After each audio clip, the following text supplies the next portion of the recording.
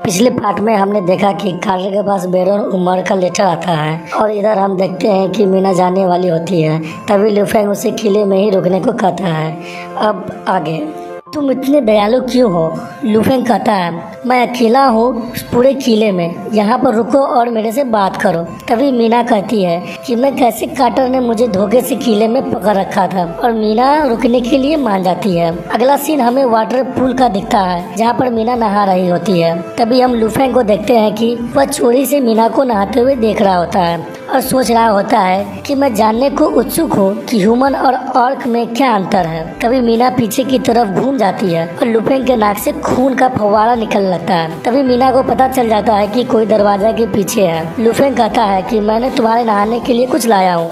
फिर दरवाजा से बाहर साबुन फेंक कर देता है। मीना साबुन को हाथ में ले करके सोचती है, इसका स्मेल बहुत अच्छा है। और इधर लू फेंग कह रहा होता है कि मैं आज पकड़े जाने से बाल बाल बचाऊं, लेकिन ये बिल्ली पानी में नहीं डरती है बल्कि मजे करती है। मैंने उसे एक बॉक्स का गिफ्ट दिया।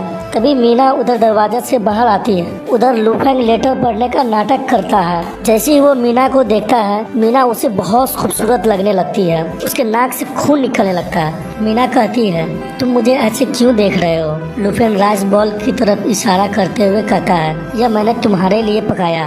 मीना कहती है, अगर तुमने मेरे साथ कोई चाल चली तो मैं तुम्हें मार डालूंगी। सारे इंसान बुरे होते हैं। लू फेंग कहता है, मैं उनमें से अलग हूँ। हो सकता है कि तुम सही हो, क्योंकि तुम वही आदमी हो जो मुझे चोरी से नहाते हुए देख रहे थे। लू फेंग मन में सोचता है कि मैं पकड़ा गया। अगर जैंग सिटी में किसी को पता चल जाए तो मैं किसी को मुंह दिखाने के लायक नहीं रहूंगा। मीना कहती है, मुझे लगता है कि तुम्हें जल्दी से सामान पैक कर लेना चाहिए, क्योंकि तुम जल्द ही टाइटल्स और किला दोनों खो दोगे और भाग जाओगे, क्योंकि हाउस थीप को आने में सिर्फ 20 दिन ही बाकी है। और हाउस थीप आएगा और सारा अनाज लूट ले जाएगा, साथ ही वो तुम्हें मार भी डालेगा और तुम्हारे किले पर कब्जा भी कर लेगा। तुम्हारे पास कोई सिपाही भी नहीं है, इसलिए तुम दूर भाग जाओ, नहीं तो मर जाओ। लू फेंग सोचता है, तो इसीलिए कार्टर ने जैन सिटी और टाइटल्स को बेच दिया था। क्या जाल है? मीना बोलती है, मैं साउथ की तरफ जा रही हूँ, नहीं तो मैं देखती कि तुम बेवकूफ़ इंसान एक दूसरे को कैसे मारते हो। लू फेंग कहता है, तुम्हें डर नहीं लगता हॉर्स थीप से? मीना कहती है, मुझे डर नहीं लगता है किसी से, लेकिन बर्फ देवी से गुस्से से। लू फेंग, बर्फ देवी?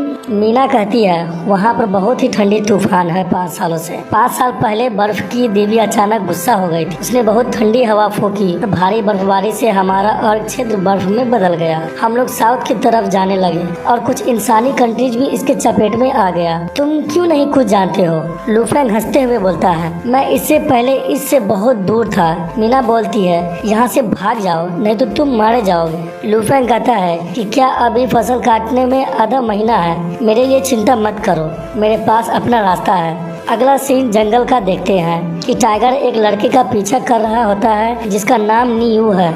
यहाँ पर और भी लोग होते हैं जो टाइगर को पकड़ने के लिए जाल का तैयार रखते हैं। जैसे ही टाइगर पास आता है कि सभी लोग जाल की मदद से टाइगर को पकड़ लेते हैं। अगला सीन जैंग सिटी का दिखाया जाता है। उन सब का हेड कहता है, गिफ्ट तैयार है, चलो सब लोग। जैंग सिटी से जा रहा होता है तब लोग कहते हैं, ये तो न्यू फैमिली है, लेकिन ये लोग कार्टर के साथ काम करने से मना कर दिया था, तब से ये लोग सिटी में दिखाई नहीं दिया। ब्रावो कहता है कि क्या ये लू फेंग को देखने जा रहे हैं? यहाँ पर कुछ और है। हम सब जानते हैं कि अंकल न्यू का परिवार वैम्पायर का कभी सेवा नहीं करेंगे। मैं कहती है, लू फेंग एक अच्छा लड़का है।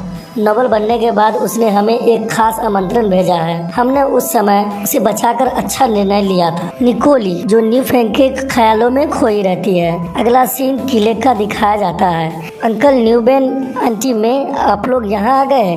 अंकल न्यू बेन कहते हैं, लू फेंग, यह तुम्हारा गिफ्ट है सिटी लॉर्ड बनने का। लू फेंग टाइगर को देखकर कहता है, अद्भुत, इसका वजन 600 जिन है, मैं इसके चमड़े का कोट बनवाऊंगा। लू फेंग बोलता है, अंकल न्यू, आपको गिफ्ट लाने की क्या जरूरत थी? मैं कहती है, निकोली, तुम हमेशा लू फेंग को देखना चाहती थी, हेलो कहो। और निकोली को लू फेंग की तरफ धकेल देती है, जिसे वह लू फेंग के पास चली जाती है। लू फेंग कहता है, निकोली, हम लंबे समय से एक दूसरे से नहीं मिले, तुम तो बड़ी हो गई हो। आंटी मैं कहती है, मुझे लगता है कि लू फेंग और भी अच्छा हो गया है। अंकल न्यू कहते हैं, ग्रीटिंग का समय खत्म हो गया हो तो काम की बात करते हैं। न्यू डा, न्यू आर, न्यू सन, न्यू सी, न्यू वू तुम्हारे अलायंस है।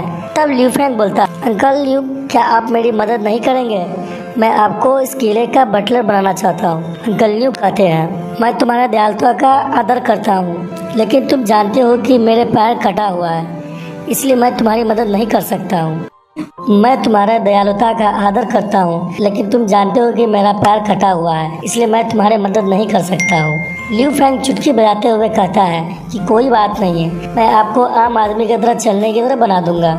ये बात सुनकर सब शॉक हो जाते हैं। अगले सीन में हम ल्यू फैंग को अंकल न्यू के पैर में कुछ लगाते हुए देखते हैं। ल्यू फैंग कहता है, अंकल न्यू, क्या आप उठने की कोशिश कर सकते हैं? और अंकल न्यू कोशिश करके अपने पैर पर खड़ा हो जाते हैं। ल्यू फैंग ने जो चीज अंकल न्यू के पैर में लगाया था वह एक लोहे का पैर है। अंकल न्यू कहते हैं, मैं सच में चल रहा हूँ। आंटी मे यह देखकर रोने लगती है तो निकोली कहती है, माँ आपका मेकअप खराब हो गया है। सब लोग बहुत खुश हो जाते हैं। ल्यू फैंग कहता है, अंकल न्यू, इस पैर के साथ और आप अभ्यास करने की आवश्यकता है। अब आप आम आदमी की तरह चलने लगो। अंकल न्यू के सारे फैमिली मेंबर्स एक साथ आ जाते हैं और कहते हैं, मास्टर ल्यू फैंग, हम लोग आपका मजबूत हथियार बनेंगे। आपके दुश्मनों को हराने के लिए हम लोग कुछ भी करेंगे, यहाँ तक कि अपनी जिंदगी को भी कुर्बान कर देंगे। ल्यू फैंग कहता है, अंकल न्यू, मैं आपका भरोसा का सम्मान करता हूँ। आज से आप मेरे किले के बटलर होंगे। मुझे जरूरत है कि आप मुझे सिखाए कि सिटी को कैसे मैनेज करूँ। इधर कार्टर के पास बरौन उमर का लेटर आता है। जैंग सिटी का प्लान स्टोर करने को कहा गया है। अगले सीन में व्यापारी को देखते हैं, ऊंची कीमत पर सामान बेचता है। वह आदमी उससे झगड़ने लगता है। तभी व्यापारी कहता है कि ऊंचा कीमत सामान बेचना बरौन उमर का आदेश है। तभी बाहर से आवाज आता है कि सिटी लॉर्ड खाना बांट रहे हैं। सभी लोग भागते हुए कहते हैं कि चलो चलकर देखते हैं। वह आदमी जो उस व्यापारी से सामान खरीद रहा था वह भी नहीं खरीदता और वहां से चला जाता है। व्यापारी कहता है, खाना बांटना यह क्या है? अगले सीन में हमें अंकल न्यू को देखते हैं जो भर्ती भर्ती चिल्ला रहे होते हैं। हम लोग मजबूत आदमी, शिकारी और कर्मचारी का भर्ती कर रहे हैं। कर्मचारी 120 कॉपर कॉइन हर महीने में, शिकारी 120 कॉपर कॉइन हर महीने में, मजबूत आदमी 80 कॉपर कॉइन हर महीने में। सभी लोग कहने लगते हैं, सैलरी बहुत ज्यादा है, क्या यह सच है? दूसरा व्यापारी कहता है, यह किस तरह का नोबेल है, इतना अच्छा? यह तो पिछले सिटी लॉर्ड से भी 2 गुना ज्यादा है। तीसरा आदमी कहता है, क्या यह सच है? तभी ल्यू फैंग कहता है, मैं ल्यू फैंग, मेरे हर शब्द का मतलब है। और सभी लोग पीछे पलटकर ल्यू फैंग को देखने लगता है। क्या यही ल्यू फैंग है? वाह, वह कितना हैंडसम है। उसने क्या पहना है? मैंने पहले ऐसे कभी नहीं देखा। इसका ऑर्क नौकर भी बहुत अच्छा कपड़ा पहना है। ल्यू फैंग कहता है, अंकल ल्यू, मुझे संभालने के लिए दीजिए। अटेंशन एवरीबॉडी, जो बोर्ड पर लिखा है वह सब सच है, लेकिन जो भर्ती लेना चाहता है उसे टेस्ट देना होगा। जो लोग टेस्ट पास करेगा उसे न केवल मंथली सैलरी मिलेगी बल्कि खाने का आनंद ले सकते हैं जो वहाँ पर है। तभी हम आंटी मे और निकोली को देखते हैं जो खाना पका रही होती है। सभी लोग आपस में बात करने लगते हैं। इसका महक तो बहुत स्वादिष्ट है और सभी के मुंह में पानी आने लगता है। क्या हमें ट्राई करना चाहिए या नहीं? दूसरा आदमी कहता है, हम लोगों के पास खोने के लिए कुछ नहीं है। तभी स्नीकर कहता है कि सभी लोग ट्राई करना चाहते हैं लेकिन डर रहे हैं कि यह जाल ना हो।